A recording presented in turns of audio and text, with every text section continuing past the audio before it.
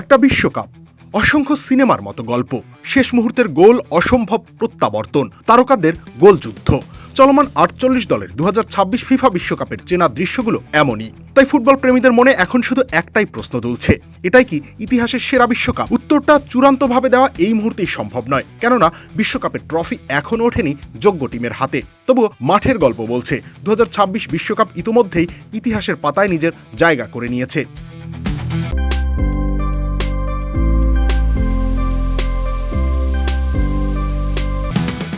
এবারের আসরে গোল যেন থামতেই জানে না, প্রায় প্রতিটা ম্যাচের গতি আক্রমণাত্মক, ওপেন প্লে থেকে এসেছে বেশিরভাগ গোল, সঙ্গে পূর্বের আসরগুলোর তুলনায় নাটকীয়তাও বেশ বেড়েছে শেষ বাঁশির আগ মুহূর্তে। বিশেষ করে নকআউট পর্বে একের পর এক ম্যাচের ভাগ্য বদলেছে ৮৫ মিনিটের পর। যোগ করা সময়ে জয়সূচক গোলের সংখ্যাও এবারের বিশ্বকাপের নতুন উচ্চতায় পৌঁছেছে। আর প্রত্যাবর্তনের গল্প সেটিও অবিশ্বাস্য।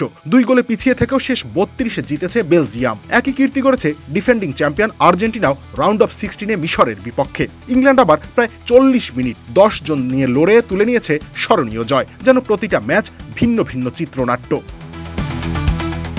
একই সঙ্গে জমে উঠেছে গোল্ডেন বুটের লড়াইও।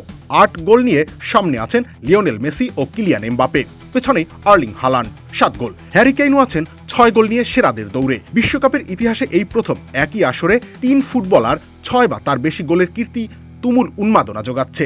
গোলরক্ষকেরাও সমানে দুটি ছড়াতে পিছিয়ে নেই এবার। ৫ ম্যাচে ক্লিন শিট রাখা স্প্যানিশ গোলরক্ষক উনাই সিমন, নবাগত কেপ ভার্দের গোলকিপার ভজিনহা, প্যারাগুয়ের তরুণ গোলকিপার অরল্যান্ডো গিল কিংবা ইংল্যান্ডের অভিজ্ঞ জর্ডান পিকফোর্ড বারবার খেলার সৌন্দর্যকে ফুটিয়ে তুলেছেন অসাধারণ সব সেভ করে। এরপরেও কোনো গল্পই নিখুঁত হয় না, তাই বিশ্বকাপের টিকিটের উচ্চ মূল্য, বিতর্কিত রেফারিং এবং কিছু প্রশাসনিক সিদ্ধান্ত সমালোচনার জন্ম দিয়েছে। মার্কিন প্রেসিডেন্ট ডোনাল্ড ট্রাম্পের হস্তক্ষেপে দেশটির ফরওয়ার্ড ফোলারিন বালোগানের লাল কার্ডের শাস্তি প্রত্যাহারের মতো ঘটনার পরও ম্যাচগুলোতে গ্যালারি ভরেছে দর্শকে, স্টেডিয়াম কেঁপেছে উচ্ছ্বাসে, মাঠ উপহার দিয়েছে অবিস্মরণীয় মুহূর্ত। বিশ্বকাপের ফাইনাল এখনও বাকি। ইতিহাস বলছে একটা অসাধারণ ফাইনাল পুরো বিশ্বকাপের মূল্যায়ন বদলে দিতে পারে। তাই হয়তো সবচেয়ে বড় চিত্রনাট্যটি এখনও মঞ্চস্থ হয়নি, তবুও সর্বকালের সেরা হওয়ার দাবিটা জোরালোভাবেই তুলে ধরেছে এবারের বিশ্বকাপ। রবিউল ইসলাম রনি, খেলা ৭১।